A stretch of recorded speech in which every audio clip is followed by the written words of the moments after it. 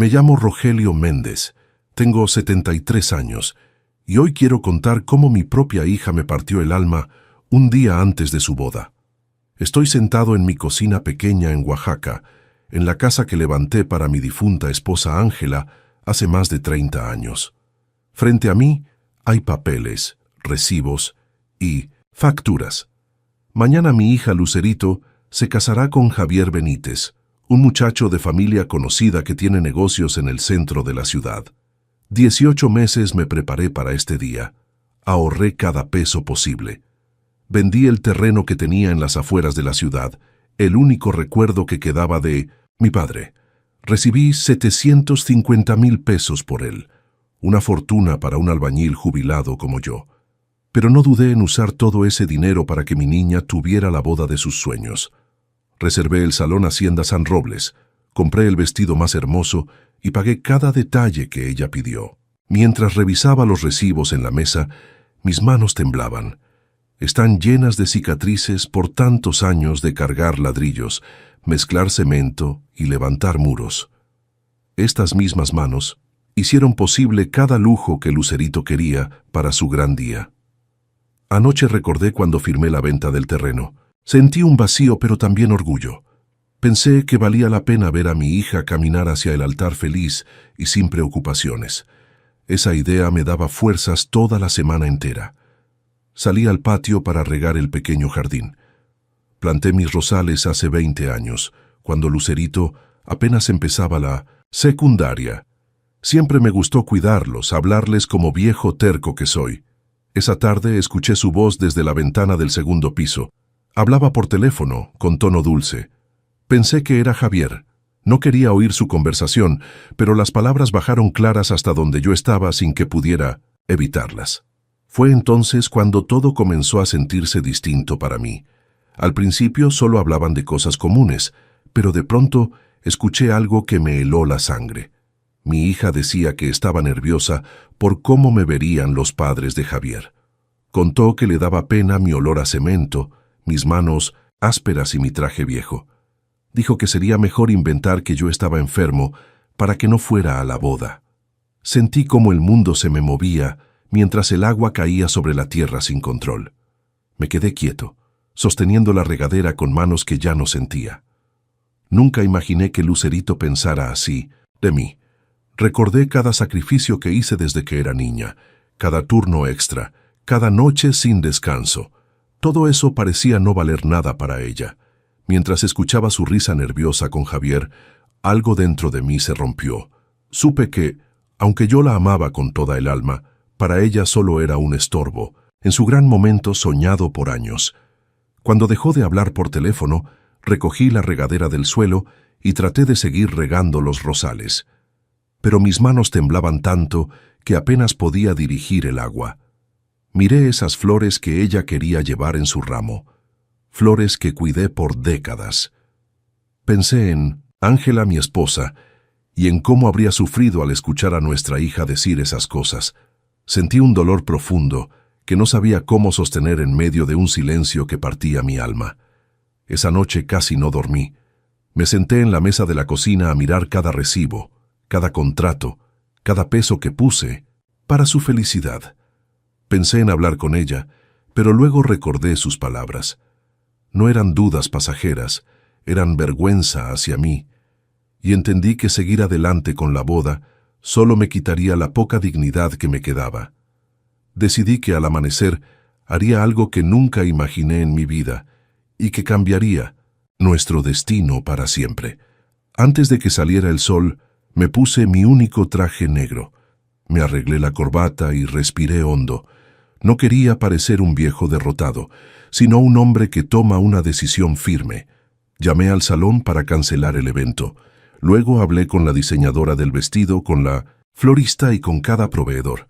Todos quedaron sorprendidos, pero mantuve mi voz tranquila. Por primera vez en mucho tiempo, decidí actuar pensando en mí y no en lo que otros querían. Cuando terminé todas las llamadas, me quedé un momento mirando la ventana. El cielo empezaba a aclarar y sentí una paz extraña. Sabía que en pocas horas Lucerito bajaría las escaleras esperando un día perfecto, pero ese día ya no existiría. Caminé hacia la sala, tomé papel y escribí una nota breve para ella. No quería herirla, solo quería decirle la verdad. Dejé la nota en la mesa del recibidor y esperé en 1900 silencio sin saber qué rostro mostraría al leerla. A las 10:30 escuché sus pasos bajando por la escalera. Venía cantando bajito, como una muchacha emocionada por el día más importante de su vida. Ya se veía en la iglesia, rodeada de invitados, con su vestido blanco y su sonrisa de princesa. Entró a la cocina buscando la tetera, pero se detuvo cuando vio el sobre en la mesa del recibidor. Lo tomó con curiosidad, lo abrió sin imaginar lo que iba a leer. Pasaron unos segundos de silencio y luego escuché su grito desde la sala. «¡Papá! ¿Qué significa esto?» Me levanté del sillón donde la esperaba y caminé hacia ella. Lucerito estaba en bata, el cabello suelto y la nota arrugada entre sus manos. Su rostro estaba pálido, como si hubiera visto un fantasma. «Significa exactamente lo que dice», le respondí con calma. «La boda se cancela». Ella parpadeó varias veces, como si no entendiera mis palabras. «Papá, papá, no digas tonterías. Los invitados ya van en camino. Todo está listo», negué despacio. «Ya no está listo. Yo cancelé todo esta mañana». Lucerito abrió la boca, pero no salió sonido. Después su rostro cambió. Primero confusión, luego enojo, luego algo parecido al miedo. «Estás loco. Perdiste la cabeza. ¿Cómo puedes cancelar mi boda?» Respiré hondo. No quería gritar, no quería perder la calma. «Anoche escuché tu llamada», dije sin rodeos. «Escuché cuando dijiste que te daba vergüenza que fuera a la boda, que olía a cemento, que mis manos eran de obrero, que era, mejor decir, que estaba enfermo para que no arruinara tu día». Lucerito abrió los ojos como platos. «Papá, tú entendiste mal». «Lo entendí perfecto», la interrumpí. «Dijiste lo que sentías, y yo también ya entendí lo que tengo que hacer». Ella intentó acercarse para abrazarme, pero me moví hacia un lado. «Papá, por favor». Estaba nerviosa, no quise decir eso. La miré con tristeza. «Claro que lo quisiste. Las palabras salen del corazón cuando uno se siente seguro. Y ayer estabas con tu novio, sin pensar que yo podía escuchar. Dijiste lo que realmente piensas de mí. Y eso es suficiente». De pronto sonó el teléfono. Lucerito corrió a contestar. Era alguno de los proveedores que ya se habían enterado de las cancelaciones. Su voz empezó a temblar mientras explicaba que había sido un error, que no sabía nada, que iba a arreglarlo. Pero yo sabía que no podía arreglarlo, porque yo ya había tomado una decisión desde el fondo de mi alma. Fui a mi habitación y cerré la puerta. Desde ahí escuché cómo hablaba con Javier, con tono desesperado. Después llamó a su suegra, luego a más personas. Cada frase que salía de su boca era más alterada que la anterior. Yo me senté en la orilla de la cama mirando mis manos, esas manos que ella llamaba vergonzosas. Me pregunté si estaba haciendo lo correcto. Me pregunté si un padre debía seguir entregando todo aunque le pisotearan el corazón. Pero cada vez que dudaba, recordaba su voz diciendo que yo olía a cemento. Y entonces la duda se marchaba. Una hora después, Lucerito golpeó mi puerta. «Papá, por favor, abre». La abrí. Estaba llorando, pero no eran lágrimas de arrepentimiento, eran lágrimas de coraje porque su fiesta perfecta se estaba desmoronando. «Papá, devuélveme el dinero. Yo arreglo todo». «Por favor, papá, por favor». La miré. «Ese dinero lo gané con estas manos que te avergüenzan, y ya no lo voy a usar para que te sientas más lejos de mí». Ella me miró con rabia. «¿Entonces qué? ¿Me vas a arruinar la vida? ¿Así me vas a pagar todo lo que hice bien?» «No te estoy pagando nada», respondí. «Solo me estoy respetando». Lucerito bufó y salió dando un portazo. Escuché cómo marcó de nuevo a Javier, cómo lloriqueaba diciendo que yo había arruinado su sueño. No el nuestro, su sueño. Nunca había sido nuestro. A mediodía, Javier llamó a mi teléfono. Su tono ya no era amable como antes. «Señor Rogelio, esto que está haciendo es inaceptable. Mi familia está indignada. Mis padres dicen que usted necesita ayuda médica. ¿Cómo se le ocurre cancelar todo el día de la boda? Hablé despacio. Tuve mis razones. Esto es una falta de respeto, respondió él. Destruyó nuestro futuro. También escuché tu risa anoche, Lisa. Dije, cuando te burlaste de mí, así que no me vengas a hablar de respeto. El silencio se hizo pesado. Luego él soltó palabras duras, llenas de enojo. Yo simplemente colgué. Las horas siguientes fueron un torbellino. Gritos, llamadas, reclamos. El mundo de Lucerito se derrumbaba y yo sabía que ya no era parte de él. Pero mientras todo eso sucedía, yo sentí algo extraño dentro de mí. Algo que no había sentido en años. Sentí libertad. Sin embargo, lo que vino después fue peor. Y no tardaría en llegar. Los siguientes días fueron una tormenta que parecía no terminar. No había pasado ni una semana desde la boda cancelada cuando Lucerito volvió a la casa, no para verme como hija arrepentida, sino como alguien dispuesto a pelear. Entró empujando la puerta, con la mirada dura y los labios apretados. Ya no lloraba. Ahora traía rabia y algo más frío. Cálculo. «Papá», me dijo sin saludar, «necesitamos hablar de tus decisiones». «No hay nada que hablar», respondí sin levantarme de la silla. «Claro que sí. Me dejaste en vergüenza frente a toda la ciudad. ¿Sabes lo que dicen de mí? ¿Sabes las deudas que quedaron?» No contesté. Ella respiró hondo, como si estuviera guardándose algo. «Quiero que me devuelvas el dinero que diste para la boda». Levanté la mirada. «Ese dinero era un regalo, hija, pero tú decidiste avergonzarte de quien te lo dio». Lucerito apretó los dientes. «Entonces me obligas a tomar medidas».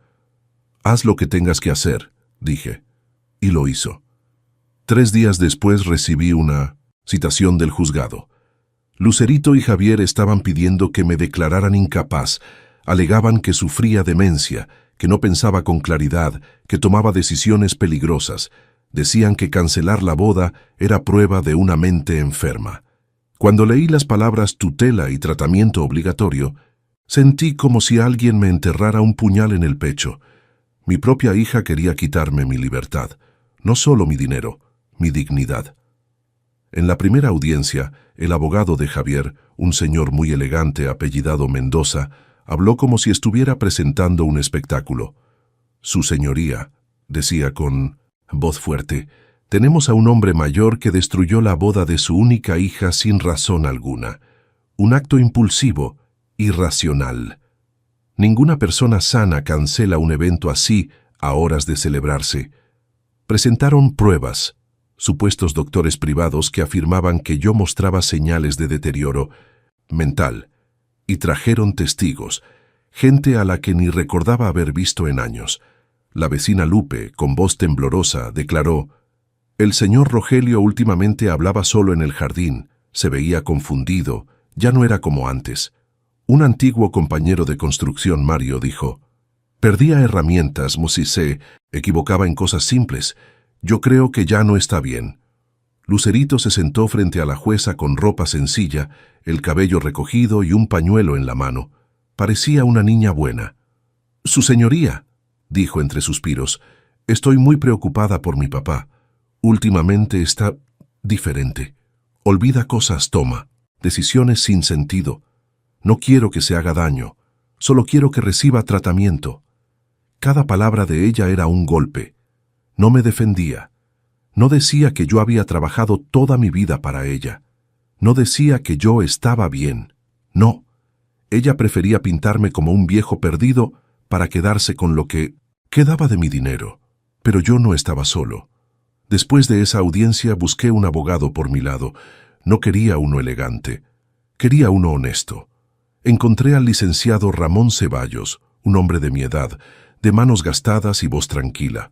«Don Rogelio», me dijo después de escuchar toda mi historia, «aquí no se trata de locura, se trata de dinero. Vamos a demostrar la verdad. Lo primero que hicimos fue ir al Hospital General de Oaxaca. Nada de doctores privados comprados. Ahí me evaluaron psiquiatras, neurólogos y terapeutas. Me hicieron preguntas, pruebas de memoria, ejercicios de lógica. Me revisaron la cabeza con máquinas modernas. Pasé horas ahí. Al final cada uno escribió lo mismo. El paciente se encuentra en estado mental normal para su edad. Mi abogado reunió testigos verdaderos.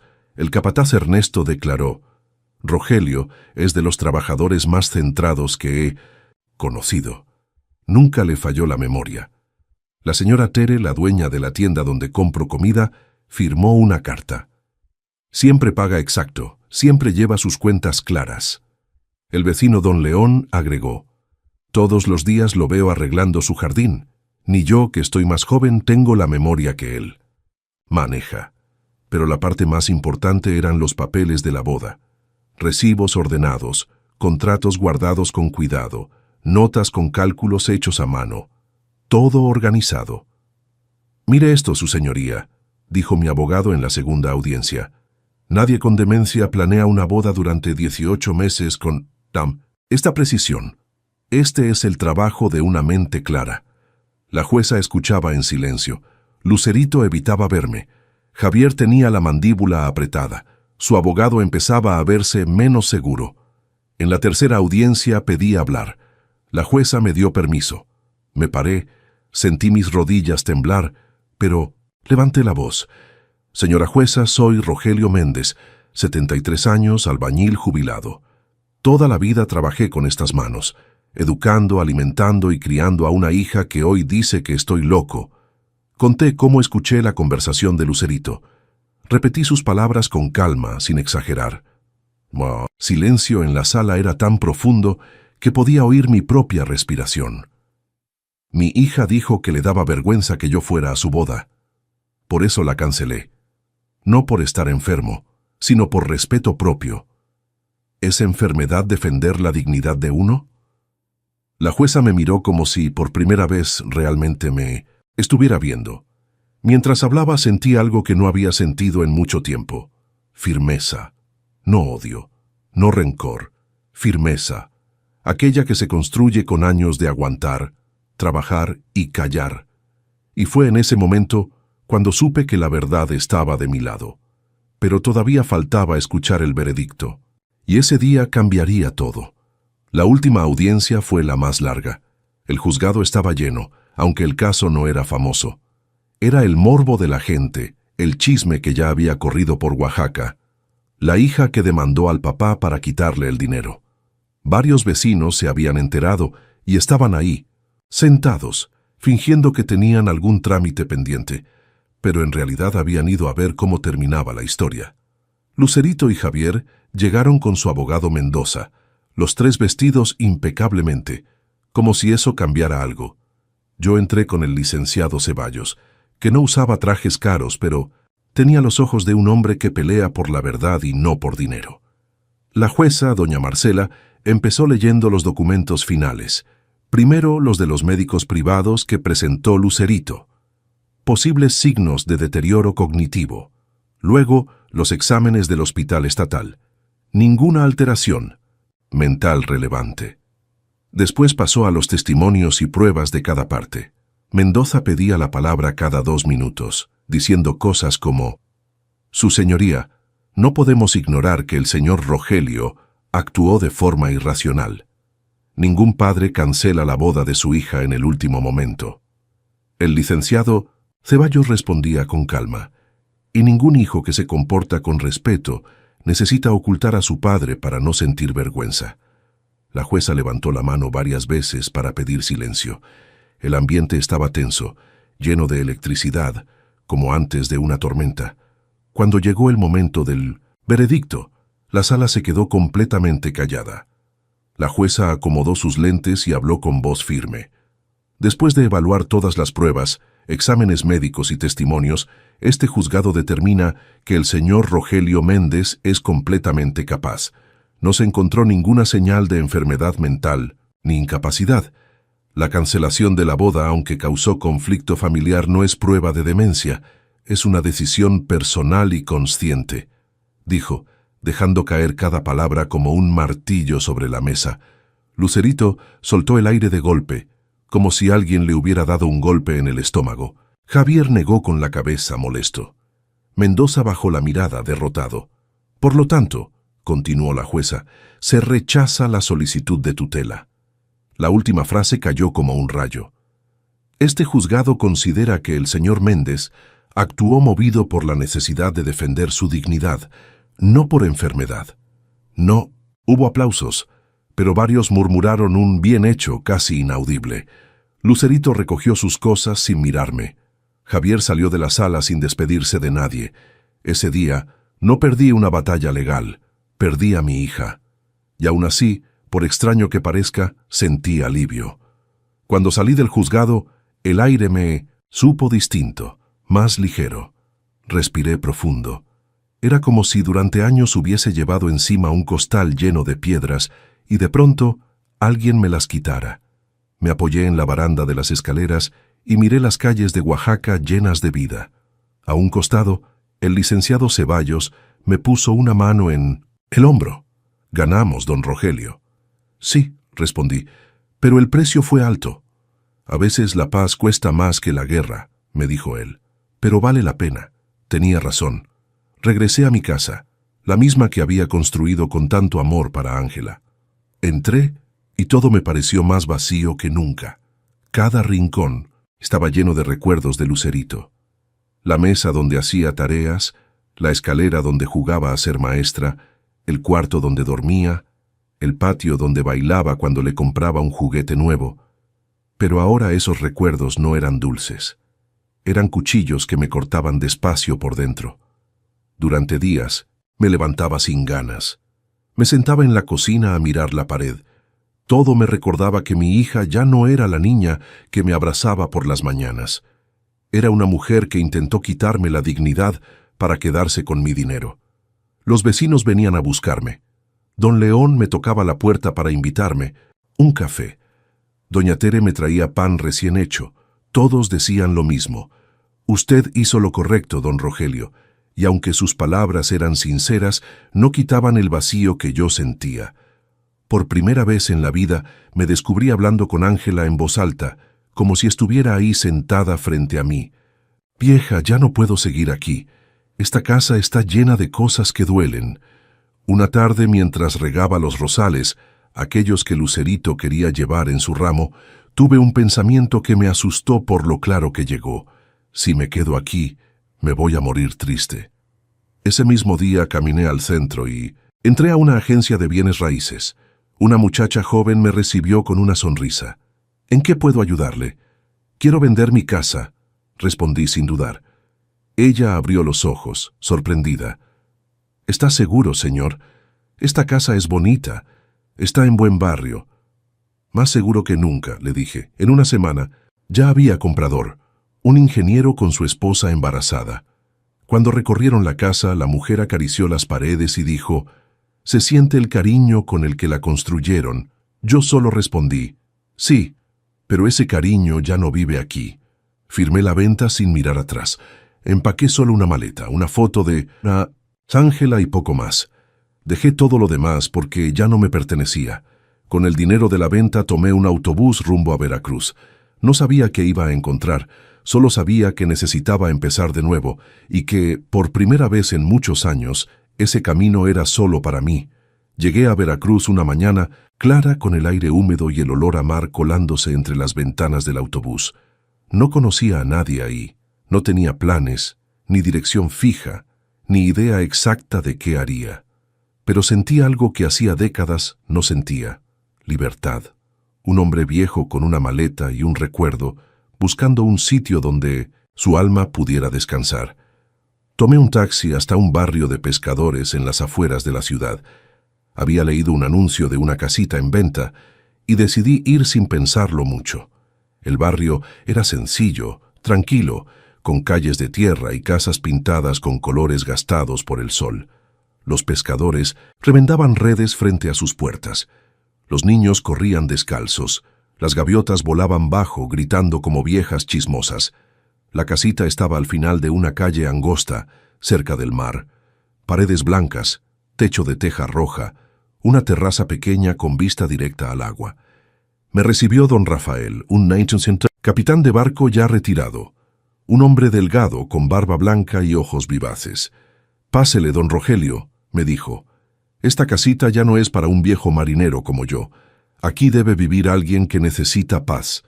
Entré. Los cuartos eran sencillos, sin lujos, pero había silencio. Un silencio bueno, de esos que abrazan. Desde la ventana se veía el Golfo de México brillante bajo el sol. Yo, que viví toda mi vida entre cemento y ruido, sentí como si alguien me quitara un peso del pecho. «¿Y por qué la vende?», le pregunté. «Los hijos me llevan a la capital», respondió él. «Allá dicen que me van a cuidar, pero yo sé que quieren vigilar mi pensión. Así es la vida», sonrió triste.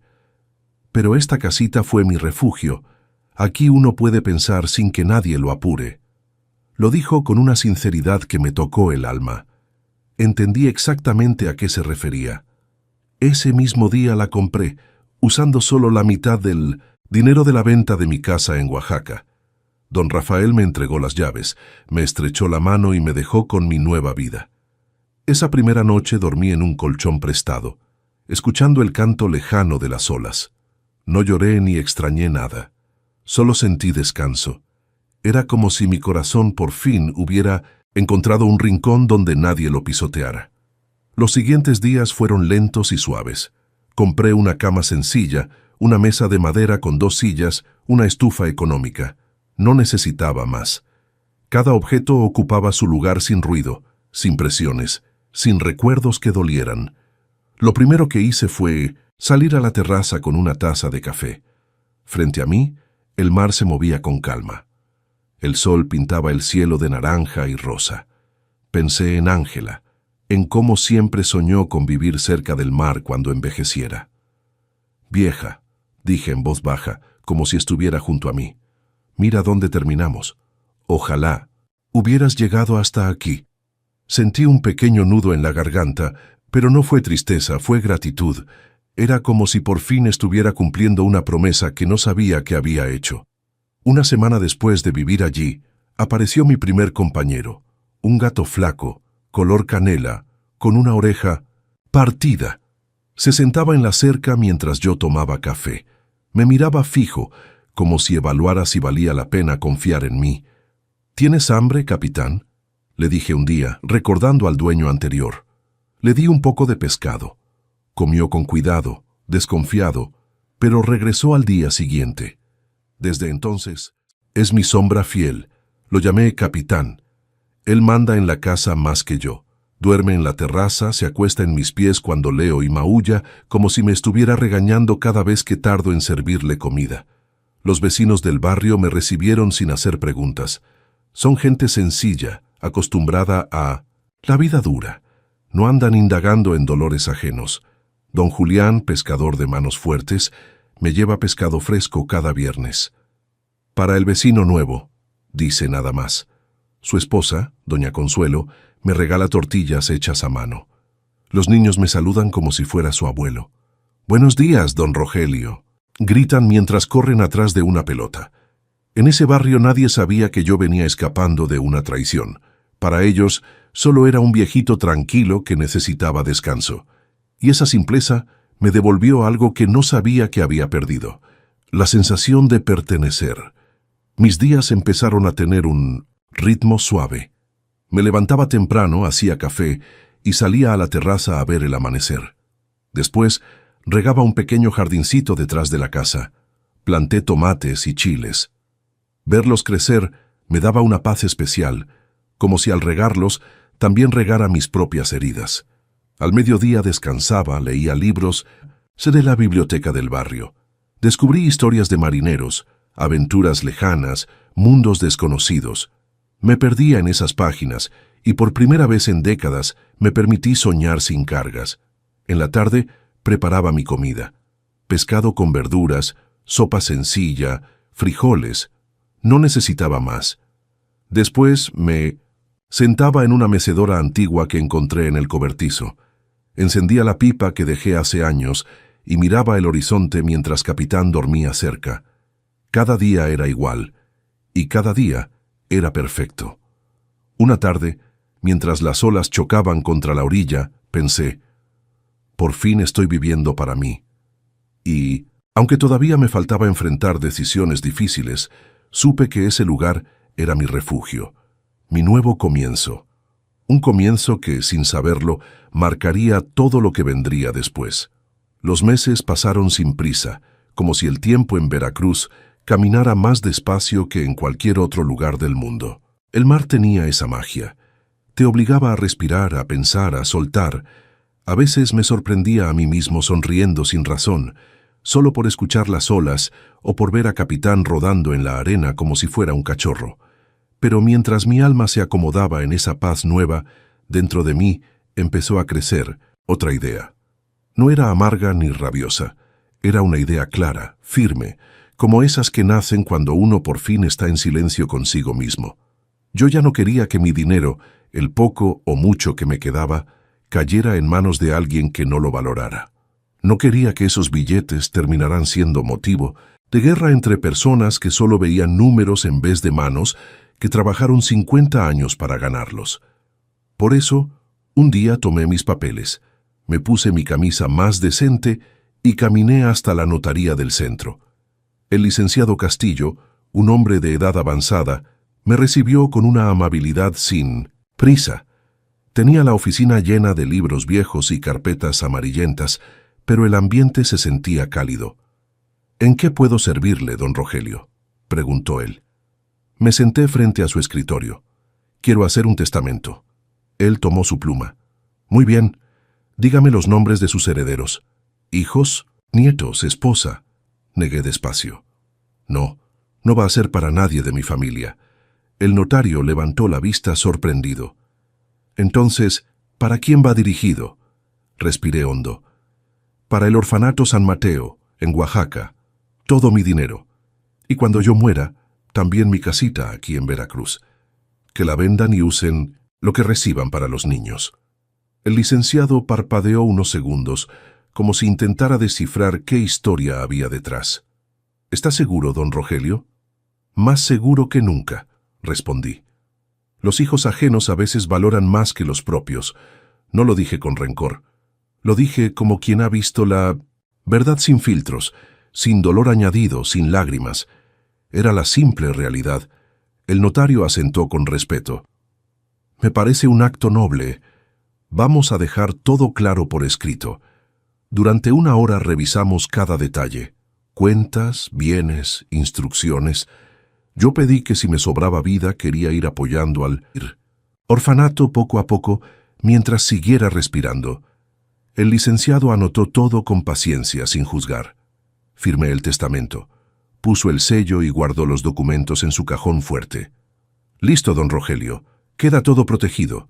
Nadie podrá reclamarlo». Salí de la notaría con una extraña sensación de descanso. No era alegría, era alivio. Un alivio tan hondo que me hizo detenerme a mitad de la calle para respirar mejor. Levanté la mirada al cielo y pensé, ahora sí, nada me ata. Desde ese día comencé a enviar pequeñas donaciones mensuales al orfanato. No eran millones, pero ayudaban. A veces para uniformes, otras para útiles escolares. El padre Tomás, encargado del lugar, me enviaba cartas de agradecimiento. Me contaba sobre los niños, sobre cómo mi ayuda llegaba justo cuando hacía falta, sobre los pequeños logros. Un niño que aprendió a leer, una niña que logró entrar a secundaria, otro que recibió lentes nuevos. Cada carta me sacaba una sonrisa. Cada carta me devolvía la sensación de hacer algo bueno. Mientras tanto, mi vida seguía su curso tranquilo. Mis mañanas eran de café y aroma a mar. Mis tardes, de jardincito y libros. Mis noches, de mecedora, pipa y silencio. Capitán se volvió un experto en trepar al techo. Se paseaba como dueño del mundo, vigilando la calle desde arriba. Cuando bajaba, me maullaba como si me quisiera contar lo que había visto. Ese gato era más compañía de la que imaginé necesitar. El barrio me adoptó como uno de los suyos. Los pescadores me saludaban cada mañana. Las señoras me regalaban pan dulce o frutas. Los niños me contaban sus travesuras y yo solo reía escuchando sus historias. Un día, don Julián me dijo mientras me entregaba un pargo fresco, Se ve contento, don Rogelio, como si el mar le hubiera curado algo. Tal vez sí me curó, respondí. Me quitó lo que no me dejaba vivir. Él sonrió. Y era verdad. El mar me estaba limpiando por dentro. Me estaba devolviendo algo que creí perdido para siempre. La paz con uno mismo. Un año entero pasó así, suave, sin sobresaltos. Mi cuerpo se fortaleció con la brisa marina. Mi alma dejó de cargar rencores.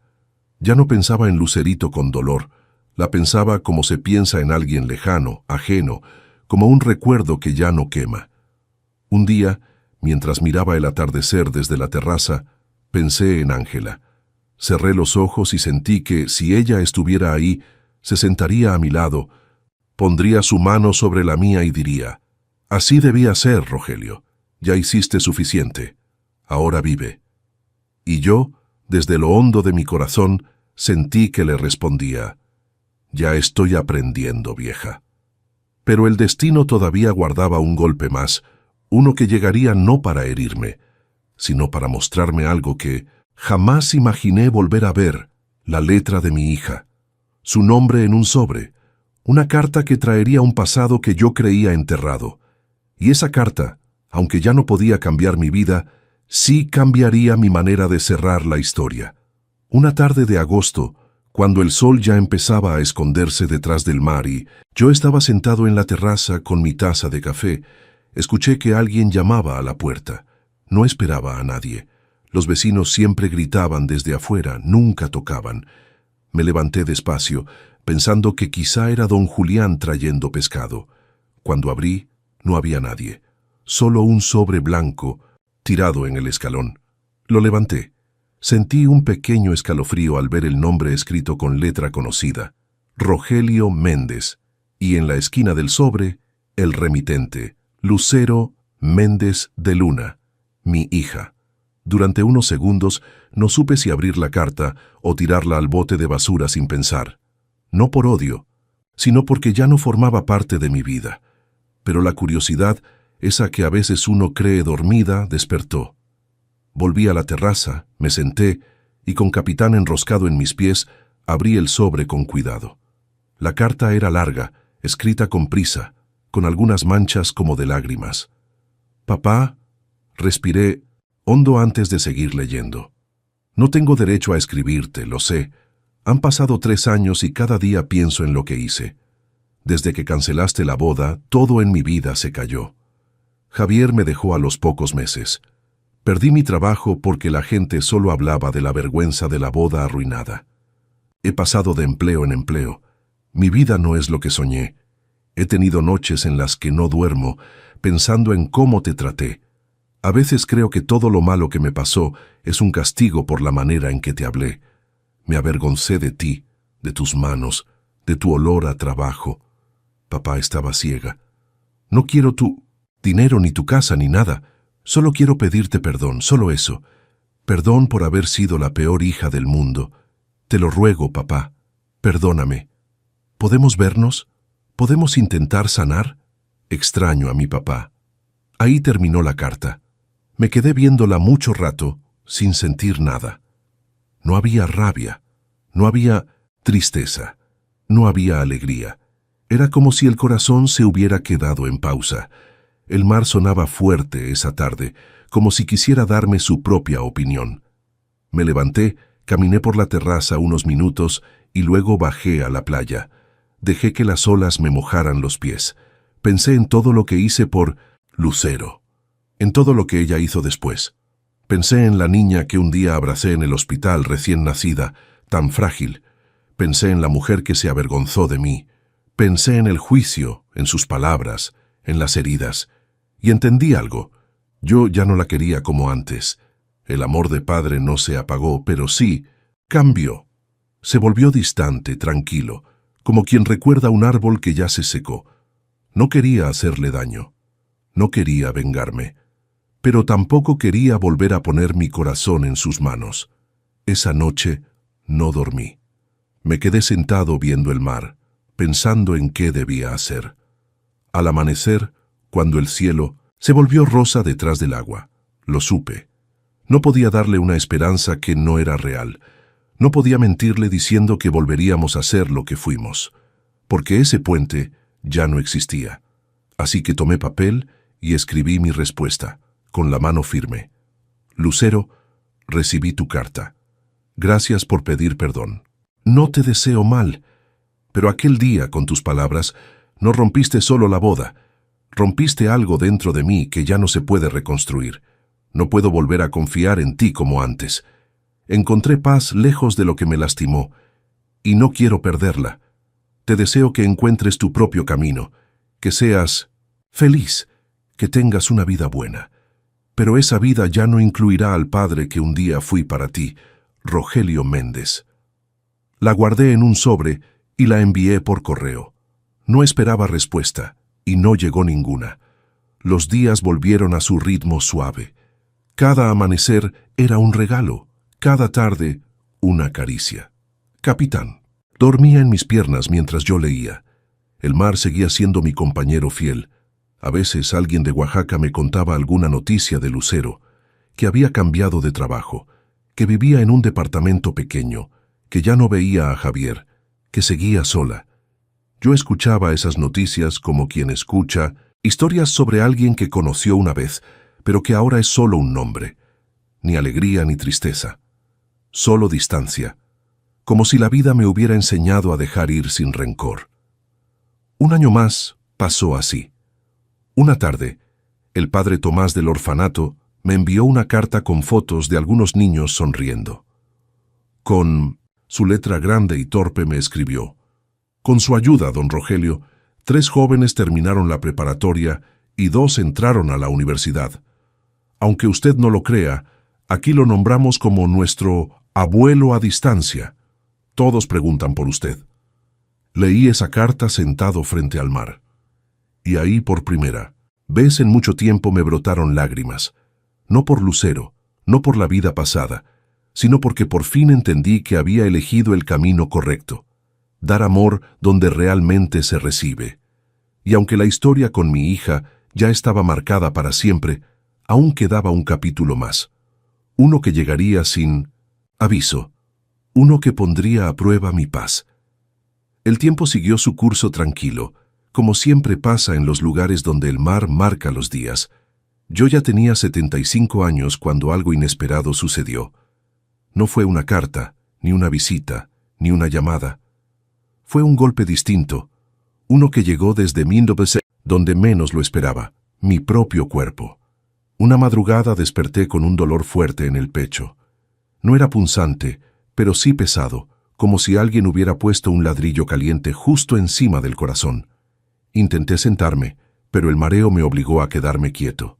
Escuché a Capitán maullar, cerca de mi cama, preocupado. Me costaba respirar. Me quedé inmóvil varios minutos esperando que el dolor bajara. Cuando por fin pude incorporarme, caminé apoyándome en la pared hasta la cocina para tomar agua. El dolor disminuyó poco a poco, pero no se fue del todo. Me temblaba la mano y tenía un sudor frío en la frente. No te me vayas a morir, Rogelio, me dije a mí mismo. No aquí, no así. Al amanecer, cuando pude moverme mejor, fui a la clínica del barrio. La doctora, una mujer joven llamada Gabriela, me revisó con atención. Me tomó la presión, me escuchó el corazón, me hizo respirar profundo varias veces. Don Rogelio, me dijo con voz seria, necesito que vaya al hospital para que le hagan estudios. No es urgente de muerte, pero no es algo para ignorar. Me quedé callado un momento. ¿Tan malo es? No es que esté mal, es que no quiero que empeore, respondió ella. Es su corazón. Está cansado. Necesita descanso de verdad. En el hospital me hicieron electrocardiograma, estudios de sangre, rayos X. El cardiólogo me explicó con cuidado. Su corazón trabaja bien, pero hay señales de desgaste. Estrés acumulado, edad, quizá años de trabajo pesado. Nada grave todavía, pero su tiene que cuidarse. Mucho. Salí del hospital con una mezcla de miedo y calma. Miedo porque uno nunca piensa que el cuerpo algún día va a pasar factura. Calma porque, dentro de todo, no se trataba de una sentencia. Era más bien una advertencia. Regresé a casa caminando despacio por la costa. El viento era fresco y las gaviotas volaban bajo. Capitán salió corriendo a recibirme apenas me vio llegar, como si supiera que algo en mí estaba distinto. Me senté en la terraza y me quedé viendo el mar largo rato. Entonces pensé en algo que no había querido aceptar. Yo ya estaba entrando en esa etapa donde uno debe prepararse para despedirse. No con prisa, pero sí con la mente clara. A pesar de eso, no sentí tristeza. Sentí gratitud por los años tranquilos que me regaló Veracruz. Pero también supe que debí tomar precauciones. Así que al día siguiente llamé al padre Tomás del orfanato. «Padre, quiero hablar con usted sobre el testamento», le dije. «¿Está bien, don Rogelio?», preguntó con preocupación. «Estoy vivo, que es lo importante, pero quiero dejar todo en orden por si un día mi corazón se cansa de verdad». El padre se conmovió. «Aquí los niños lo quieren mucho. No sabe cuánto bien ha hecho. Yo solo hice lo que cualquier persona haría cuando quiere que su esfuerzo termine en buenas manos», respondí. Esa tarde escribí una carta final para el orfanato, explicando cómo quería que usaran cada peso cuando yo faltara. No era una fortuna, pero sí lo suficiente para cambiarles la vida a varios niños. Después me senté en la terraza con Capitán y miré el cielo ponerse naranja. Días después, mi salud mejoró un poco. Los mareos se fueron. El dolor en el pecho ya no volvió tan fuerte. Aún así, seguí las indicaciones del cardiólogo. Caminar, comer ligero, no cargar cosas pesadas, descansar más. Me acostumbré a vivir más despacio. Pero Veracruz tenía una forma especial de darte vida, incluso cuando creías que ya estabas en las últimas. Cada amanecer me devolvía energía. Cada tarde en la mecedora me organizaba los pensamientos. Cada visita de los niños del barrio me sacaba una sonrisa. Era como si el mar se encargara de recordarme que todavía tenía días por vivir. Una mañana, mientras regaba mis tomates, sentí pasos detrás de mí. Pensé que era doña Consuelo trayéndome tortillas, pero cuando volteé, vi a un joven que no conocía. Tendría unos 20 años, delgado, moreno, con ropa gastada pero limpia. «¿Usted es don Rogelio Méndez?», preguntó. «Así es», respondí. El muchacho respiró hondo. «Vengo del orfanato San Mateo. Soy uno de los jóvenes que usted ha estado ayudando con sus donaciones». Me quedé sin palabras. Él sonrió tímido. «Solo quería venir a agradecerle en persona. Usted no nos conoce, pero cambió nuestras vidas. Yo terminé la prepa gracias a usted. Estoy estudiando para ser maestro». Sentí un nudo en la garganta. «No tenías por qué venir hasta acá, hijo. Tenía que hacerlo. Usted es como un abuelo para nosotros, aunque no nos haya visto nunca». El muchacho se acercó y me dio un abrazo fuerte, un abrazo sincero de esos que uno siente en los huesos. No recordaba la última vez que alguien me abrazaba así. Cuando se fue, me quedé sentado en la terraza mirando el mar, con los ojos llenos de lágrimas que no me avergoncé de soltar. Y ahí entendí algo que nunca había comprendido tan claro. La vida no te quita sin darte algo a cambio, y a veces lo que te da vale más que lo que perdiste. Ese abrazo marcó el inicio de una etapa nueva, más cálida, más esperanzadora. Y lo que vino después fue aún más inesperado. El joven del orfanato se llamaba Miguel Ángel. Aquella visita suya no fue la última. De hecho, fue solo el principio. Llegó una tarde, casi tímido, y terminó regresando cada semana, como si la brisa del mar lo empujara hacia mi casa. Al principio, yo pensaba que solo venía por cortesía, por agradecer, pero con el tiempo entendí que buscaba algo más que eso. Buscaba un adulto con quien hablar sin miedo, alguien que lo escuchara de verdad. Y yo, sin planearlo, me convertí en eso. La semana siguiente volvió con 2 compañeros, Pedro y Laura. Traían una bolsa de pan dulce y una sonrisa que iluminaba la terraza. «Es para usted, don Rogelio», dijo Laura. «Lo hicimos en el taller de repostería del orfanato». Me reí. «¿Y vienen caminando todo este tramo solo para traerme pan?» «No, señor», respondió Pedro. «Venimos porque nos gusta platicar con usted». Aquellas palabras tan simples me llegaron directo al corazón. Si alguien me hubiera dicho años atrás que terminaría rodeado de muchachos que ni conocía, platicando del mar, de la vida y del futuro, no lo habría creído. Pero pasó. En pocos meses, mi casa se volvió como un puerto. Siempre había alguien llegando. Los jóvenes me contaban sus planes con un entusiasmo que yo mismo había olvidado. Uno quería ser carpintero, otra enfermera, otro mecánico. Miguel Ángel, el primero en visitarme, soñaba con ser maestro de primaria. «Quiero enseñarles a los niños como a mí me enseñaron en el orfanato», me dijo una tarde.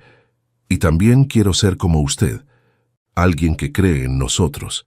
Esas palabras me estremecieron. Nadie había dicho algo así de mí en toda mi vida. Nunca me habían visto como un ejemplo, solo como un obrero, un hombre de manos rotas y espalda gastada. Pero ahí, frente a mí, había un muchacho diciéndome que mis años de trabajo, de sacrificios, no habían sido en vano. Y no pude evitar pensar en Lucero, no con dolor, con aceptación. Ella nunca buscó mis manos para aprender, solo para recibir. En cambio, estos jóvenes, sin lazos de sangre, veían valor donde mi propia hija vio vergüenza. Poco a poco mis días cambiaron. Antes mi rutina era café, jardinito, lectura, caminata. Ahora también incluía visitas inesperadas, risas de jóvenes, consejos, preguntas, historias del orfanato. La casa se llenó de voces y de vida. Una tarde, Miguel Ángel llegó con un cuaderno en la mano. «Quiero que lo lea, don Rogelio», me dijo. Era un texto que había escrito para un concurso de la escuela. Se titulaba «El hombre que me enseñó a no rendirme». Lo abrí curioso, y al avanzar cada párrafo, mis ojos se humedecieron. No hablaba del orfanato ni de los maestros, hablaba de mí, de cómo, sin conocerme bien, él sentía que mi historia le había dado fuerza, de cómo mi manera de seguir adelante, aún con el corazón roto, lo inspiraba a no quejarse de sus propios problemas. «Hijo», le dije con la voz quebrada, «yo no soy ningún héroe». Él negó con una sonrisa. «Para mí, sí lo es». Ese día entendí algo profundo. Uno no elige a la familia verdadera. La vida te la acomoda cuando menos lo esperas. Con el paso de los meses, los jóvenes comenzaron a venir incluso a ayudarme. Me pintaron la cerca, me arreglaron la puerta del cobertizo, me limpiaron el tejado. No lo hacían por obligación, lo hacían con cariño. Yo les preparaba comida sencilla, frijoles, pescado, tortillas recién hechas, y comíamos todos juntos en la terraza viendo el mar. Una tarde, Miguel Ángel me preguntó, «¿Por qué vive solo, don Rogelio?» «Porque así lo quiso la vida», respondí. «¿Y no extraña tener familia?», insistió él. Me quedé pensando.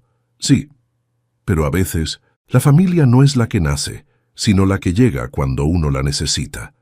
Él asintió con una ternura que me conmovió. «Entonces nosotros somos su familia, ¿verdad?». No pude responder, solo le puse una mano en el hombro.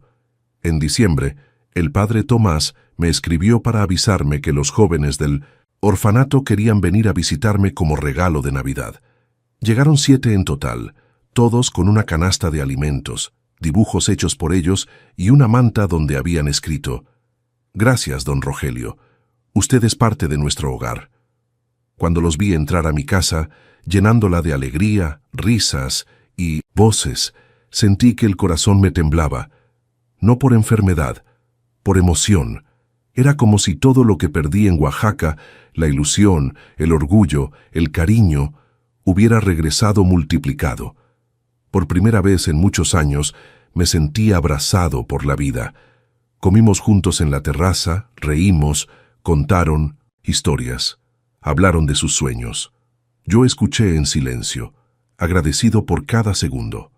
Aquella noche, después de que se fueron, y el viento marino empezó a enfriar la casa, me senté en mi mecedora con Capitán dormido en mis piernas. Miré el cielo estrellado y le dije a Ángela en voz baja: «Vieja, creo que por fin entendí. El amor que uno da nunca se pierde, solo tarda en regresar». El mar respondió con un rugido suave, como si estuviera de acuerdo, Y aunque yo creía que mi vida ya estaba completa con esa nueva familia que la vida me regaló, aún me faltaba enfrentar un encuentro que jamás pensé que ocurriría, uno que llegaría sin avisar y que pondría frente a mí un rostro que creí no volver a ver. El encuentro que nunca imaginé llegó una tarde cualquiera, de esas donde todo parece normal. El sol caía lento sobre el mar, tiñendo el agua de naranja. Yo estaba sentado en la terraza, limpiando unas cañas de pescar viejas que me había regalado don Julián. Capitán dormía hecho bolita. Era un día tranquilo, uno más de esos que yo agradecía al cielo, hasta que escuché pasos en la entrada. Pensé que eran los muchachos del orfanato, porque siempre llegaban sin avisar. Me levanté, sonriendo, pero mi sonrisa se borró en cuanto vi a la persona que cruzaba la puerta de mi jardín. Lucero, mi hija. 3 años sin verla, sin escuchar su voz, sin saber más que rumores lejanos. 3 años desde su carta, desde mi respuesta, desde que decidí soltarla para siempre. Y ahí estaba, parada, frente a mí, con el pelo recogido en un moño, la ropa sencilla y la mirada cansada, como si la vida la hubiera golpeado más veces de las que podía contar.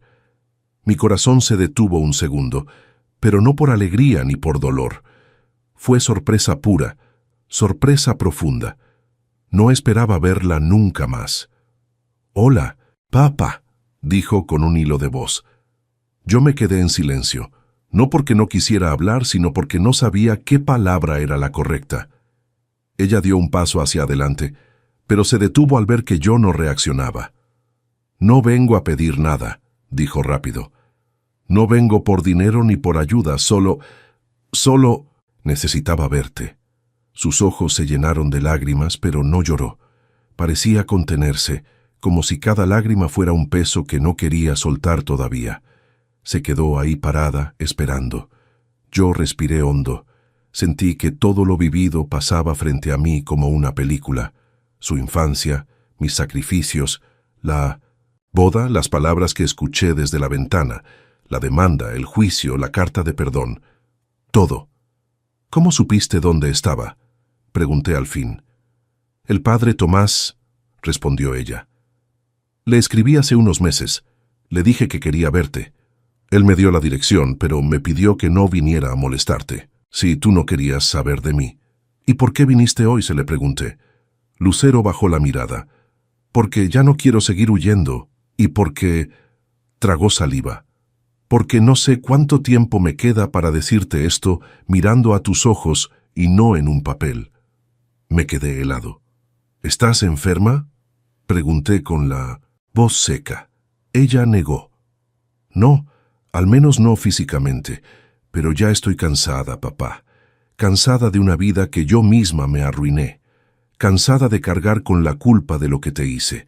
Pensé que si te veía, aunque sea una vez más, podría soltar un poco este peso». Se limpió una lágrima y, por primera vez, desde que llegó, me miró directo. «No quiero justificarme. Lo que te dije aquel día no tiene perdón. Fui una soberbia, una egoísta. Me importaba más la apariencia que tu amor.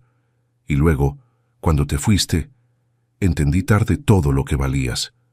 Silencio. Solo el mar hizo ruido.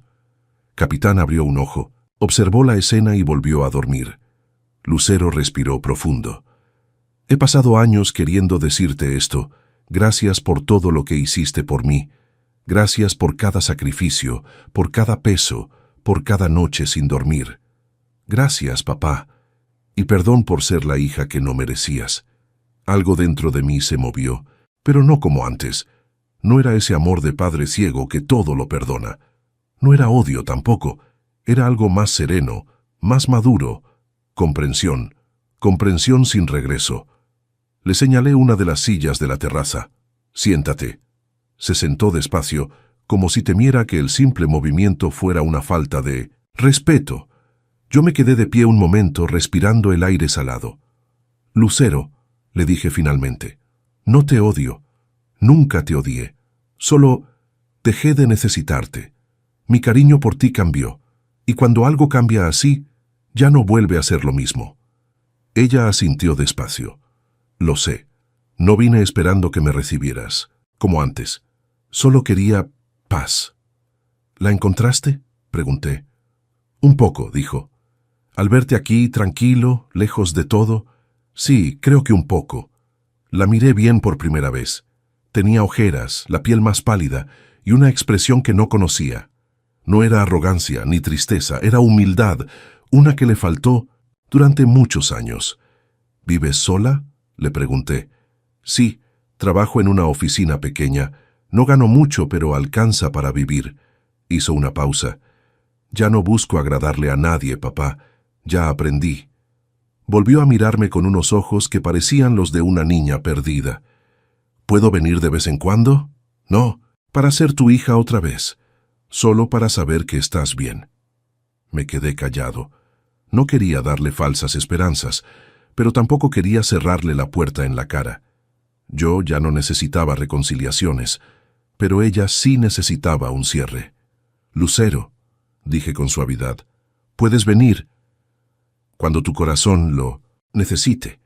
No como antes, no como familia de sangre, sino como dos personas que un día compartieron una vida y ahora solo se desean paz.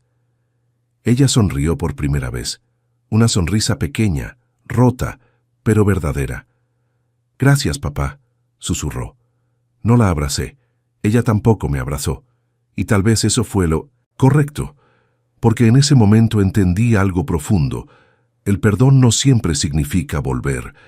A veces, solo significa no seguir huyendo. Lucero se levantó, me tomó la mano por un instante, suave, sin aferrarse, y se fue caminando por la calle de arena. No volteó. Yo tampoco lo hice. Cuando desapareció, me senté en la terraza, cerré los ojos y respiré hondo. Capitán subió a mis piernas y ronroneó, como si supiera que ese día mi alma había cerrado un capítulo que llevaba años entreabierto, y en ese silencio entendí que todavía faltaba algo más. Algo que la vida me estaba preparando, y que llegaría muy pronto. Los días después de la visita de Lucero fueron distintos, no por dolor ni por alegría, sino por algo curioso, una calma más profunda de la que había conocido. Era como si el alma, después de haber llevado un costal lleno de recuerdos, por fin lo hubiera dejado en el suelo. No era reconciliación, no era volver a ser padre e hija, era un cierre, y los cierres, aunque no sanan todo, alivian. Pero la vida, que nunca deja de moverse como el mar, me tenía guardada otra sorpresa. Una mañana, mientras tomaba mi café viendo el amanecer, escuché voces afuera. Parecían varias. Me asomé y vi a los jóvenes del orfanato caminando hacia mi casa, todos juntos. Miguel Ángel venía adelante, con una sonrisa que no le cabía en la cara. «Don Rogelio, buenos días», gritó desde la entrada. Me levanté, sorprendido. «¿Qué hacen aquí tan temprano? ¿Ya no van a la escuela o qué?» Los 7 se rieron. «Hoy no», respondió Pedro. «Venimos porque queremos pedirle algo». Me llamó la atención su tono. Era respetuoso, pero había emoción, como si trajeran un plan entre manos. Los invité a pasar. Se acomodaron en la terraza como si fuera su casa, porque en cierta forma ya lo era. «A ver, dije, ¿qué se traen?» Miguel Ángel respiró hondo como si le costara contener la emoción. «Queremos que venga con nosotros al orfanato», fruncí el ceño. «¿Para qué? Si yo les mando dinero cada mes, y ya vinieron varias veces a visitarme». «No», intervino Laura, moviendo la cabeza. «Queremos que venga. Usted. Porque...» me miró directo a los ojos. «Porque lo extrañamos allá». Eso me descolocó. ¿Extrañarme? Pero si nunca he vivido ahí. «Pero lo sentimos como si sí», dijo Miguel Ángel. «Padre Tomás nos dijo que usted nunca ha ido. Y nosotros queremos que vea el lugar que está ayudando a sostener Pedro». Añadió, «Queremos mostrarle dónde duermen los niños más pequeños, dónde hacemos tarea, dónde cocinamos, y queremos presentarle a los que no han podido venir a visitarlo». Me quedé callado unos segundos. No sé por qué, pero sentí un nudo en la garganta. «Además», dijo Miguel Ángel bajando la voz, «aquí entre nosotros, el orfanato está pasando momentos difíciles. Usted ayuda mucho, sí, pero hace falta más gente como usted que se interese. Ese comentario me hizo enderezarme. ¿Están en problemas? No graves, explicó Laura, pero sí justos de recursos. Y cuando hay alguien que apoya de verdad, los niños lo sienten. Por eso queremos que usted vaya, para que ellos sepan que existe alguien allá afuera que los quiere sin pedir nada a cambio. Me quedé viendo el mar. No contesté de inmediato. Hubo un silencio largo, pero no incómodo. Era el tipo de silencio donde uno escucha lo que lleva dentro. Y lo que escuché ahí en lo profundo fue claro. Ya no debía esconderme del mundo. Ya no. Está bien, dije por fin. Vamos al orfanato. Los muchachos celebraron como si hubiera aceptado ir a una fiesta. Me emocionaron sus risas, esa alegría limpia que solo tienen los jóvenes cuando sienten algo verdadero. ¿Cuándo vamos?, pregunté. Hoy, respondieron todos al mismo tiempo. Me dio risa. Bueno, pues déjenme cambiarme. El viaje de regreso a Oaxaca fue extraño. No por nostalgia, sino porque esta vez yo no era el hombre que se fue huyendo. Era alguien que volvía por voluntad, en paz. Los muchachos iban platicando en la camioneta que rentaron entre varios vecinos del barrio para llevarnos. Yo los escuchaba hablar de todo, del mar, de la escuela, del futuro, y por algún motivo, mientras los miraba, pensé que así habría sido un viaje con hijos, si la vida hubiera sido distinta. Llegamos al orfanato San Mateo a mediodía. La fachada era sencilla, pintada de amarillo pálido, con ventanas viejas pero limpias. En la entrada estaba el padre Tomás, un hombre grande, de cejas gruesas y sonrisa amable. «Don Rogelio», dijo extendiendo la mano, «por fin lo conocemos en persona». «Aquí estoy, padre», respondí estrechando su mano con fuerza. «Los niños lo están esperando».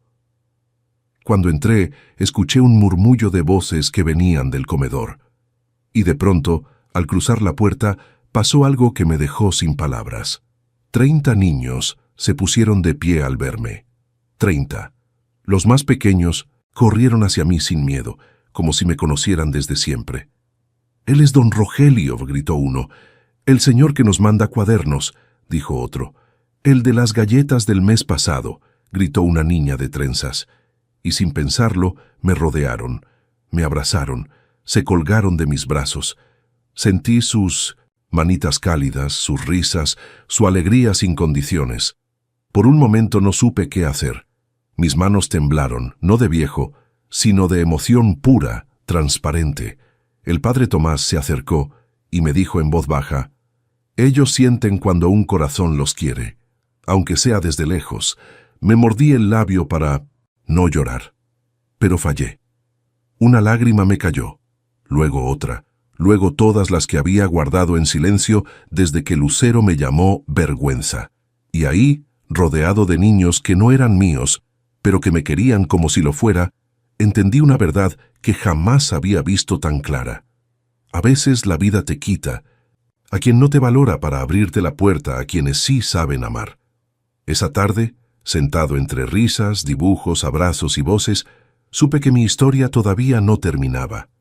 Y lo que vendría después iba a llenar mi alma de una forma que nunca imaginé. Aquella visita al orfanato cambió algo en mí, aunque en ese momento no pude explicarlo con palabras. Quizá fue la forma en que los niños me abrazaron sin conocer mi historia. Quizá fueron sus risas sinceras, o tal vez la mirada agradecida del padre Tomás. Lo cierto es que, cuando regresé a Veracruz, ya no era el mismo hombre. Tenía una sensación nueva en el pecho, algo parecido a propósito, como si por fin hubiera encontrado un lugar donde mi vida todavía podía servir de algo. Pasaron unas semanas. Seguía con mi rutina. El café en la terraza, el mar moviéndose lento, el gato dormido en mis pies. Pero ahora mis días tenían un brillo diferente. A veces, mientras pelaba tomates para la comida, me sorprendía pensando en los rostros de esos niños. En Ana, la de las trenzas, en Beto, que soñaba con ser piloto, en Raúl, que no dejaba de preguntar cosas, y en Miguel Ángel, que me veía como si yo fuera algo más que un hombre. Viejo, una mañana mientras pintaba la cerca, Escuché que alguien me llamaba desde afuera. «Don Rogelio, abra, soy yo, padre Tomás». Le abrí la puerta y lo vi parado con una sonrisa grande, como si trajera buenas noticias. «¿Qué lo trae por acá?», pregunté. «Vine a pedirle un favor», me dijo. «Bueno, más que favor, es una idea que tenemos todos en el orfanato». Le ofrecí una silla en la terraza. Él aceptó, se acomodó y miró el mar con esa calma que solo tienen los que han vivido muchas tristezas y aún así siguen creyendo en la bondad. «A ver, padre, dígame», le insistí. «Los muchachos y yo pensamos que usted podría venir a pasar unos días al orfanato cada mes», dijo con un tono suave. «No como visitante, como parte de la casa». Fruncí el ceño. «¿Parte de la casa?». «Sí», dijo él. «Ellos lo ven como un abuelo. Y créame, don Rogelio, esos niños necesitan figuras así. Alguien firme, alguien que los escuche, alguien que les cuente historias de vida. Además, creo que usted también lo necesita». Eso último me desarmó. «¿Y qué haría allá?», pregunté, tratando de mantener la seriedad. «Lo que hace aquí», respondió él. «Hablar, acompañar, contar anécdotas, escuchar. Usted no sabe cuánto bien hace solamente sentándose con ellos. Muchos no han tenido nunca a un adulto que les hable sin gritos ni prisas». Me quedé callado un rato. El viento golpeaba las palmeras y Capitán rondaba mis piernas como si quisiera que aceptara. «Déjeme pensarlo», dije. El padre Tomás sonrió como si ya supiera la respuesta. «Piénselo con calma, pero no tarde tanto. La vida no siempre espera». Esa noche casi no dormí. Me quedé en la terraza mirando las estrellas. Pensé en mi vida, en lo que había sido, en lo que todavía podía ser. Pensé en Lucero, en el dolor que ya no dolía, en la paz que había conseguido. Pensé en Ángela, en cómo me habría apoyado sin dudar. Ella siempre veía más lejos que yo. De pronto, entendí que no tenía nada que perder. Y sí, mucho por dar. Decidí ir. El siguiente mes, empaqué una maleta pequeña y viajé de nuevo al orfanato. Me recibieron como si fuera un tío que vuelve de viaje. Abrazos, gritos, risas, dibujos hechos a mano. Me alojaron en un cuartito junto al jardín, con una cama sencilla y una ventana por donde entraba el olor a pan recién horneado de la cocina. Los días allá pasaban rápido. Me levantaba temprano y desayunaba con los chicos. Platicábamos de sueños, de la escuela, de lo que querían ser cuando crecieran. Algunos tenían heridas más profundas que un adulto podría imaginar, pero aún así reían, corrían, jugaban. Yo los escuchaba, los acompañaba, les contaba historias del mar, de las construcciones, de Ángela, de mi vida entera. Al principio pensé que yo era quien les daba algo, pero luego entendí que eran ellos quienes me estaban dando vida. Una tarde, mientras yo enseñaba a unos niños a clavar clavos sin machucarse los dedos, Miguel Ángel se acercó con la mirada seria.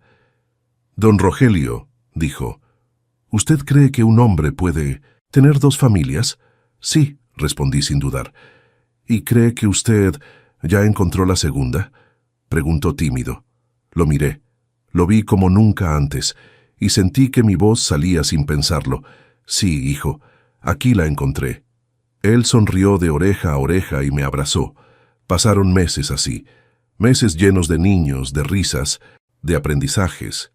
Yo regresaba a Veracruz solo para descansar unos días y luego volvía al orfanato con ganas de seguir acompañando. Y un día, mientras sentía las manos de un niño pequeño aferrarse a mi brazo, supe la verdad completa. No había perdido a mi hija. Había ganado muchas. No había dejado de ser padre. La vida solo me cambió los hijos, y entendí como un regalo final que a veces la sangre no crea familia, la bondad sí. Aquella tarde, mirando a esos niños que corrían felices entre los árboles, dije en voz baja, para que Ángela me escuchara desde donde estuviera: «Vieja, ya encontré mi hogar». Y así terminó mi historia, no en soledad, sino rodeado del amor más puro que existe, el amor agradecido.